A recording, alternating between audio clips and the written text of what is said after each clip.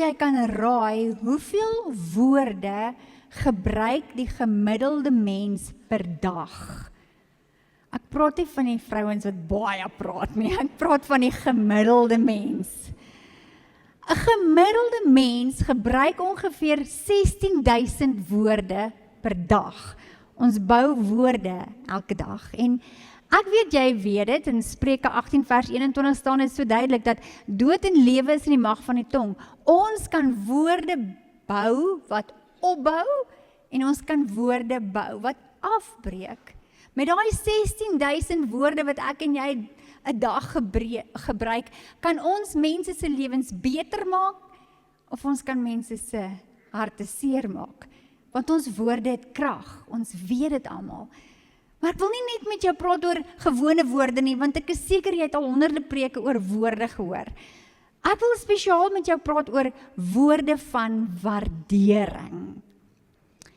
Nou, baie van julle weet van Gary Chapman, wat die 5 tale van die liefde geskryf het, wat vreeslik baie navorsing gedoen het, en in sy navorsing het hy bevind dat ons as mens het die geneigtheid om liefde op 'n spesifieke manier te ontvang en ook te gee.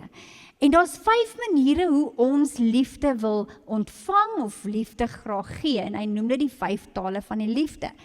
En hierdie 5 tale van die liefde het ek hier op die bord vir julle. Dit is kwaliteit tyd, dade van diens, geskenke, fisiese aanraking en woorde van waardering of woorde van erkenning. Dis een van die 5 liefdestale.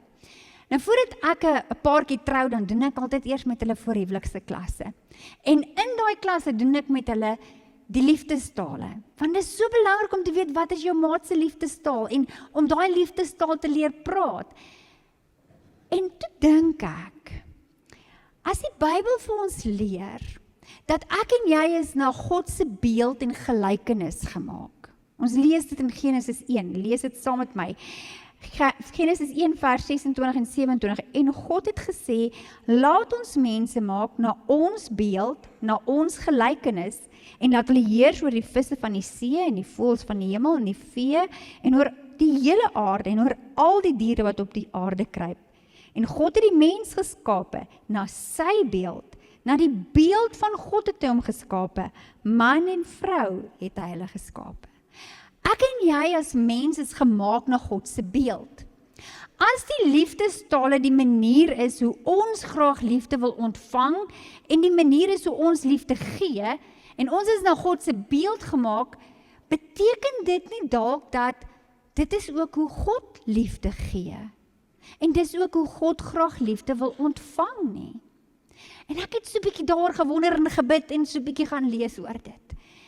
En ek is oortuig dat die Here al 5 liefdestale praat. En dat hy presies weet watter taal om met jou te praat. Ek glo dat die Here het alreeds al 5 hierdie liefdestale aan ons elkeen gedemonstreer. Kwaliteit tyd. Dit is God se hartsbegeerte, dat jy kwaliteit tyd by hom spandeer. Dis waarom hy vir Jesus gestuur het, en die dag toe Jesus aan die kruis gesterf het, het die voorhangsel geskeur. En ons het toegang om enige tyd in te gaan in God se troonkamer. Ons kan dan met vrymoedigheid in die genade troon van God ingaan en enige tyd met God spandeer. God is altyd beskikbaar daar vir ons. Hy wil met jou tyd spandeer. Julle ken Openbaring 3 vers 20, daar staan, kyk, ek staan by die deur en klop. As iemand na my luister en die deur oopmaak, sal ek by hom inkom en saam met hom eet, en hy saam met my. Wanneer jy iemand nooi vir ete, dan spandeer jy tyd saam met daai persoon.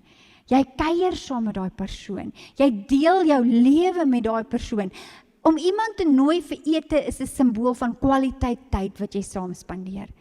Die Here sê, my hartsbegeerte is om by jou te kom eet, om tyd met jou te spandeer. Ek staan by die deur en ek klop.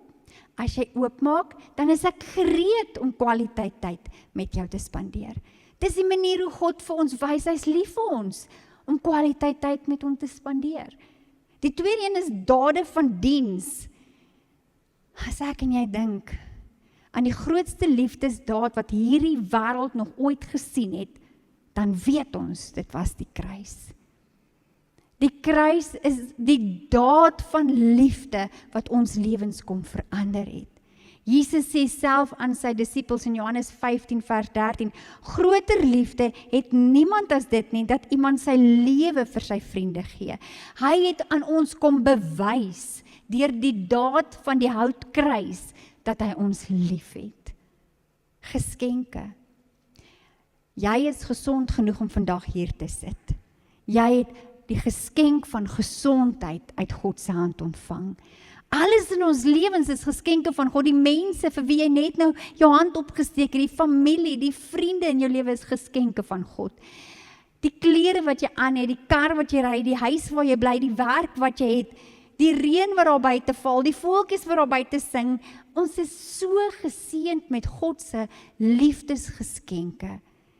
Jakobus 1 vers 17 sê, elke goeie gawe en elke vermaakte geskenk kom van bo.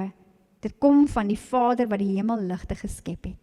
Elke goeie geskenk in jou lewe kom van God af. Hy bewys sy liefde aan jou deur vir jou geskenke van liefde en genade te gee. Fisiese aanraking. As jy die Here lank genoeg dien, dan weet jy daar's oomblikke wat jy hom kan voel. Wanneer ons aanbid, wanneer jy in jou kar ry en jy luister na 'n worship CD, wanneer jy alleen in jou stilte tyd is, partykeer dan kry jy hoendervleis. Partykeer is dit net so warm gevoel, as jy intens bewus is van sy teenwoordigheid, en jy kan hom voel. Ek is seker, jy het al ergens hier in hierdie dienste, wanneer ons by mekaar kom op 'n Sondag, die Here ervaar. Jy wil huil en jy weet nie hoekom nie. Jy voel sy teenwoordigheid. Psalm 139 vers 5 sê, U sluit my in van agter en van voor. U lê U hand op my. Die Here bewys sy liefde deur hierdie liefdestale aan ons. Maar wanneer ek 'n paartjie trou, dan is dit vir my belangrik om vir hulle te verduidelik. Dit help nie net een van julle praat die ander een se liefdestaal en die ander een staan en ontvang net die heeltyd nie. Albei moet leer om mekaar se liefdestale te praat. Dit kom van twee kante af. 'n Gelukkige, gesonde huwelik kom van twee kante af. En as Jesus my bruidegom is en ek is sy bruid, dan moet hierdie liefdestale van twee kante af kom. God het klaar al hierdie tale in my lewe gepraat. Maar doen ek dit terug? Is dit die manier hoe ek vir God ook my liefde aan hom bewys? En dan wil ek jou vandag vra, as jy terugdink net aan hierdie week wat verby is, hoeveel kwaliteit tyd het jy saam met Jesus spandeer? Het jy die klop aan die deur gehoor?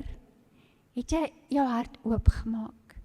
Het jy saam met hom geëet? Het jy ergens in hierdie week tyd saam met hom spandeer? Dade van diens. Ons het met oom Bruce Wilkinson se kursus so mooi geleer dat die Here ons stuur vir sekere werk op aarde en dat hy sekere opdragte daagliks vir jou gee om te doen. Is jy gehoorsaam? Doen jy daai dade van diens? Is jy nog steeds op jou missions getrou om te doen wat die Here vir jou sê om te doen? Want dis hoe jy aan hom bewys dat jy hom liefhet. Geskenke. Gee jy jou tyd, jou energie, jou geld, jou liefde, gee jy alles vir hom, want alles wat jy het is in elk geval geskenke van hom af. Fisiese aanraking. Vat jy sy hand elke dag. As ons so sing in ons aanbiddingsdienste, dan voel dit partykeer vir my of ek my hand net so hoog as wat ek kan in die lug wil steek, want ek voel soos daai vrou wat aan bloedvloeiing gelei het, wat gesê het, Here, ek wil net aan die soem raak, kan ek net aan die soem raak? Ek wil net aan die raak. Daar is oomblikke in ons lewens wat ons so uitreik na hom, wat ons net fisies wil sê, Here, vat net my hand, ek weet nie meer hoe nie, ek sien nie kans om hierdie pad te stap sonder U nie, vat net my hand. Maar die een waarby ek wil stilstaan vandag, en wat ek so 'n stukkie van my hart met jou wil deel, is die woorde van waardering. Gary Chapman skryf in sy boek oor die liefdestaal en dan praat hy spesifiek oor die woorde van waardering en hy sê, dit is die taal wat die uitdrukking van liefde deur opregte en spesifieke woorde op skrif of verbaal gee, wat jou geliefde bemoedig en opbou en geliefd en gewaardeerd laat voel. Die Here het vir ons 'n hele Bybel vol woorde van waardering, van bemoediging, van erkenning gegee. Hy het vir ons die Heilige Gees in ons gegee. Die Here praat gedurig deur met ons om ons gewaardeerd en geliefd te laat voel. Kom ek lees vir jou een van daai verse. In Jeremia 31 vers 3 staan daar, ek het jou nog altyd lief gehad. Daarom het ek jou met geduld verdra. Hoor dit hart, die Here het jou nog altyd lief gehad. En in jou stout tye het hy jou met geduld verdra. Hoor hoe sê die Nuwe Lewende Vertaling in die vers, hy sê, ek het jou lief met 'n liefde wat nooit ophou nie. Ek trek jou met troue liefde na my toe. Daar is geen twyfel oor God se woord en sy woorde van liefde en waardering aan ons nie. Hy het ons lief. Hy sê dit vir ons. Dit is in jou Bybel geskryf. Die Heilige Gees bevestig dit in jou hart. Die Here het woorde van liefde, waardering en erkenning al so baie keer in jou lewe gebruik. So waarby ek vandag bietjie met jou wil gesels, en dis iets wat ek die laaste paar maande so bietjie mee worstel my eie lewe, is het jy die Here lief met jou woorde? Waardeer jy God met jou woorde? Nie nou die woorde teenoor die mense nie, die woorde wat jy oor hom gebruik, die woorde wat jy van hom gebruik, die woorde wat jy met hom gebruik, waardeer jy God met jou woorde? Partykeer in ons geestelike lewe, en dit is wat ek agtergekom het met my gebeur het, leer ons sekere lesse, jy gaan deur 'n toets, jy skryf 'n toets, jy leer 'n les, en dan dink jy, okay, ek het nou hierdie eksamen geslaag, ek sal nooit weer hierdie fout maak nie, ek het nou 'n dierles geleer, en dan so paar jaar later, dan kom jy agter, ek maak wraggies nou weer dieselfde fout as wat ek daai tyd gemaak het. Ek is besig om dieselfde toets te skryf as wat ek jare terug geskryf het. Ek weet nie as dit nou net ek nie, maar ek sien 'n paar koppe wat knik wat sê, ons moes al meer as een keer dieselfde toets in ons geestelike lewe skryf. En toe kom ek agter dat ek is besig om nou 'n toets te skryf wat ek 25 jaar terug geskryf het en ek het gedink ek het volpunte gekry. Ek het gedink ek het hom baie goed geslaag en nou is dit besig om hom oor te skryf. En ek dink, regtig, ek dink daar's iets in ons wat teruggaan na jou default setting as dinge moeilik raak. Dis asof jy teruggaan na die ou manier van dink as dinge begin moeilik raak. Maar ek moet vir jou so 'n bietjie konteks gee. So 25 jaar terug het ek en Johan vreeslike hartsbegeerte gehad om ook 'n pappa en 'n mamma te wees. Maar julle weet, daar was baie komplikasies en ons het baie gesukkel om swanger te raak en ek het hard gebid en gevas en vertrou en ons het regtig dit 'n gebedsaak gemaak. Ons het baie gesukkel om vir Ethan te kry om swanger te raak. En in daai tyd het dit vir my gevoel, hoe meer ek bid en hoe meer ek smeek en soebat en vas, hoe meer word al die vrouens rondom my swanger. Tienermeisies wat nie eers wil kinders gehad het nie. En ek kan een spesifieke geval so goed onthou. Ek onthou, daar was 'n vrou in my Bybelstudiegroep. Sy het al reeds 2 seuns gehad. Haar oudste seun was al in die hoërskool en haar ander seun was in die laerskool. Sy was 40 jaar oud toe sy uitvind sy is weer swanger. En haar hart was stikkend, dit was nie beplan nie. Ek onthou spesifiek hoe sit ek met haar, kan nog presies onthou, sy het in my sitkamer gesit, ons het gesit en praat en sy het verskriklik gehuil en gesê, haar lewe is nie reg vir 'n kind nou nie. Sy het glad nie hiervoor beplan nie. Sy is nou al besig om te dink aan lewe as die kinders eendag uit die huis uit is en nou is daar skielik weer 'n swangerskap. En terwyl ek haar bemoedig om vrede te maak met haar swangerskap, sit alles hier in my en begeer, ek wil so graag 'n babietjie. En hierdie vrou wil nie haar babietjie nie. En ek het geworstel met die Here in daai tyd. Here, wat van my? Het een van julle al ooit vir die Here gesê, wat van my? Het hy my vergeet? Ek wil dan so graag hê dit wat u vir ander mense doen, dit wat ek so graag wil hê, dit wat ek so voorbid, doen nie so maklik vir die ander, en ek smeek en ek vertrou en dit gebeur nie in my lewe nie. En die Here het my 'n baie duur les geleer, eintlik 2 lesse. Die een ding is, ek moet vir ander mense gun as God hulle seën. Ek moet ander mense gun as God se guns op hulle lewens is. Ek moet nie jaloers wees nie. Ek moet nie lelik wees as ander mense iets kry wat ek graag wou gehad het nie. Ek moet dit vir hulle gun. En die tweede les is, ek moet vrede maak met God se plan en sy tyd in my lewe. En ek het gedink ek het daai toets geskryf, want na 8 jaar van getroude lewe is Ethan toegebore. En ons het ons Samuel gekry, want ek het soos Hanna hom afgepleit van die Here. En Ethan en Janko verskil amper 7 jaar. So, na 15 jaar se getroude lewe, toe is die bonus ook gebore, toe het ons vir Janko ook gekry. En weet julle hoe kosbaar, die Here het vir my skrif gegee, en toe ek nou weer voorberei vir die boodskap, toe dink ek, die Here het eintlik sy woord so kosbaar waargemaak in ons lewens. In Sagaria 9 vers 12 staan daar, ek beloof dat ek julle dubbel sal vergoed vir al julle swaar kry. Ek was so dankbaar toe ek uitvind ek is swanger met Ethan. Ek het nie geweet 7 jaar later gaan ek 'n dubbele blessing nog kry met Janko ook nie. Ek het gedink daai toets het ek geleer. Ek gun mense hulle blessings. Ek vertrou die Here met my lewe, met sy tyd in my lewe. En toe die laaste paar maande begin ek worstel met die Here oor 'n saak in ons lewens, in ons familie en ons gesin. En ek bid en ek sien hoe doen die Here vir almal om my doen dit nie vir my nie. En ek begin weer daai, dis nie fair nie. Ek bid al so lank, jy het eers gevra nie en dit gebeur met jou. En ek begin wonder, Here, sien U my raak? Het U my vergeet? Moet ek meer vas? Moet ek harder bid? Wat moet ek doen dat U my sien, dat U my antwoord? En ek begin spiral en ek default na 25 jaar terug. En ek kom agter in my woorde, waardeer ek nie meer die Here nie. Ek bevraagteken hom. Ek twyfel. Ek voel onseker. Ek sê, waar is U nou? Hoekom doen U dit nie vir my nie? Hoekom kan U dit verder doen en nie vir my nie?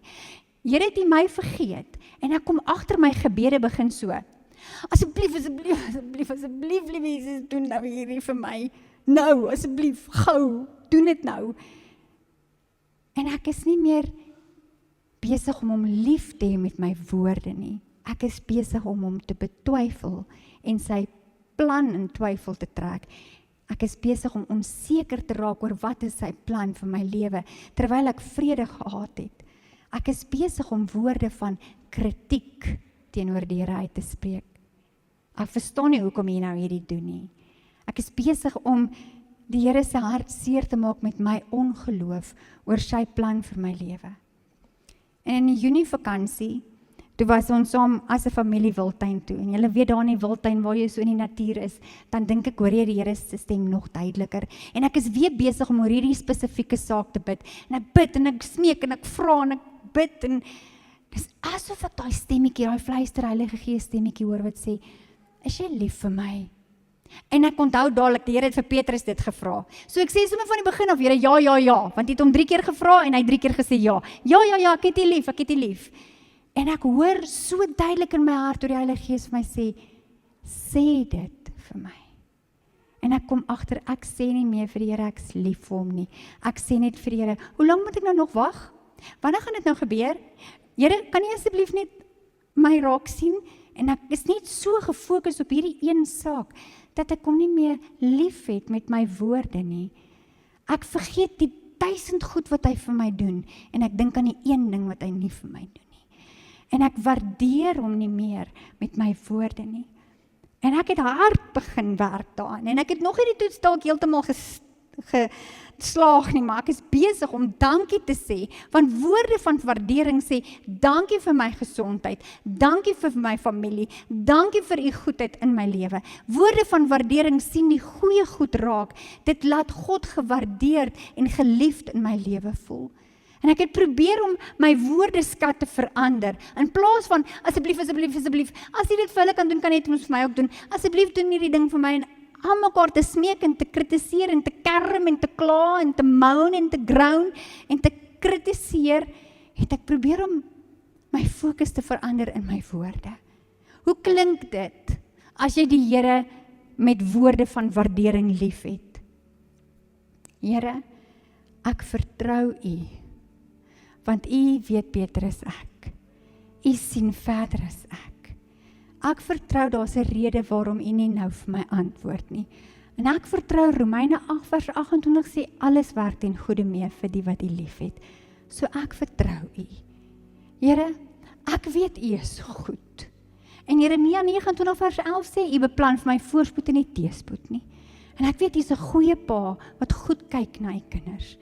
En daarom, Here, gaan ek nou vrede maak met U plan. Here, ek weet U sien my raak. Die duiwel wil my aan mekaar oortuig, U het vergeet van my, en U weet nie van my nie, maar ek weet, my naam is in U handpalm gegraveer. U sal my nooit vergeet nie. Ek weet U sien my raak. Here, dankie dat U vinnig vergewe. Al die tantrums wat ek so gooi, oor ek nie my sin kry nie, dankie dat U my vinnig vergewe daarvoor. Woorde van waardering klink so, Here, U is die belangrikste in my lewe. So al kry ek nooit dit wat ek nou wil hê nie, sal ek U nog steeds lief hê en sal ek U nog steeds dien. Want U is nommer 1 in my lewe. En ek oefen dit. Ek kry dit nog nie elke keer reg nie, ek gooi nog so af en toe 'n tantrum, maar ek oefen woorde van waardering in my liefdesverhouding met God. Kan ek jou vandag vra, as jy bid, as jy met die Here praat, is daar woorde van waardering ingevleg? Dit kom nie van self nie, jy moet dit doelbewus oefen. Jy moet oefen om vir hom te sê, ek is so lief vir U, ek vertrou U, U is 'n goeie God. Here, U is die belangrikste in my lewe. En eendag, terwyl ek in hierdie proses is om te oefen, ry ek huis toe van die kantoor af en daar speel 'n liedjie.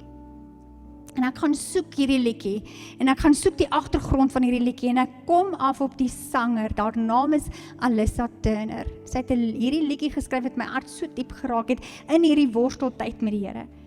Alyssa Turner het groot geword in 'n Christelike huis. Haar pa was die aanbiddingsleier in hulle kerk, soos Derek ons aanbiddingsleier is. Sy het groot geword met worship musiek. Sy sing self, sy kan klavier speel. Toe sy 15 jaar oud is, toe begin sy siek word. Sy kry vreeslike hoofpyn, sy raak aan mekaar moeg. En hulle behandel die simptome, maar dit raak stadig maar seker erger. Op 'n stadium kom hulle agter sy vergeet goed. Haar geheue word aangetas. En dit raak al hoe erger en die dokters kan nie agterkom wat's fout nie. En in haar vroeë 20's begin haar spiere ingee. En sy kan nie meer loop nie. Sy is vir 6 jaar bedlêend. Dit het so erg geraak dat sy nie meer kon sluk nie. Sy het 'n voedingsbuis gehad.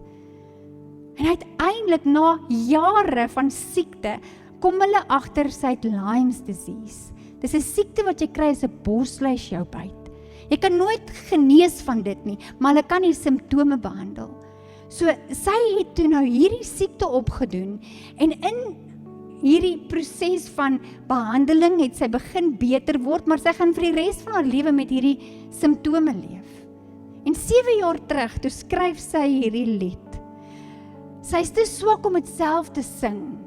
Sy het vriende gekry wat dit vir haar kom speel, en sy het die woorde en die lirieke vir hulle gegee, en hulle het dit vir haar gespeel. Hulle het haar ingedra in 'n vertrek waar daar 'n klavier is, en hulle het die lied vir haar teruggesing, want sy was te swak toe sy self hierdie lied geskryf het om dit self te sing. Maar die Here is besig om 'n pad met haar te stap, en sy skryf hierdie lied, en ek wil dit so graag vandag vir jou speel, waar sy dit self sing. Sy's nie baie op sosiale media nie, maar dit gaan op en af met haar gesondheid. So op 'n stadium toe dit beter gaan, toe sing sy hierdie lied, en ek wil dit so graag met jou deel. Die woorde van onsekerheid en tog waardering, waarmee ons almal so baie worstel. Ek weet nie waarvoor jy die Here vandag vertrou nie. Dalk staan nie vandag mense voor my wat die Here al vir jare vertrou vir goed. En dit het nog nie gebeur nie. wat worstel met die Here. Hoe lank nou nog, Here? Woorde van waardering sê, ek weet dat U my liefhet. En al sien ek nooit daai wonderwerk waarvoor ek U so vertrou nie, sal ek U nog steeds lief hê en sal ek U nog steeds dien. En ek wil vandag saam met jou bid. Ek wag vir die Here vir 'n wonderwerk. As jy vir die Here wag, vir jou wonderwerk, jy gun dit vir die ander mense as die Here dit vir hulle doen. Jy celebrate saam met hulle. Maar in jou hart sê, Here, ek vertrou U, dat U ook vir my gaan antwoord.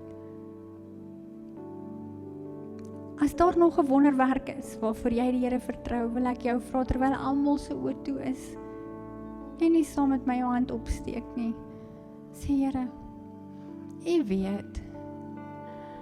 weet, ek bid al so lankie oor. Ek vertrou al so lankie voor. Daar was soveel kere hoop, en dan dink ek dis nou, en dan is ek weer teleurgesteld. En die rollercoaster van op en af, en teleurstelling en hoop, en dit maak my moeg. So vandag, Here, wil ons met ons hande in die lug net kom sê, ons gee dit nou vir U. Ons wil nie meer vra, asseblief, asseblief, asseblief nie. Ons wil net sê, ons is lief vir U. En ons vertrou U. En ons sal aan U vashou, as long as it takes. En al sien ons nie eers hierdie wonderwerk gebeur terwyl ons lewe nie, vertrou ons U. Want U weet die beste. En U is die belangrikste in ons lewens. En daarom bid ek, Heilige Gees, beweeg net deur hierdie mense vanoggend op hierdie oomblik en bring vrede. Miracle or not, I know that He loves me. Here het nie nodig om wonderwerke vir ons te doen om te bewys dat U lief is vir ons nie. Het alreeds 2000 jaar terug aan 'n kruis bewys dat U lief is vir ons. U praat die tale van die liefde met elkeen van ons. Ons weet dat U ons lief het. En ons maak nou vrede, dat dit is vir my genoeg. Jesus het my lief. Dankie daarvoor.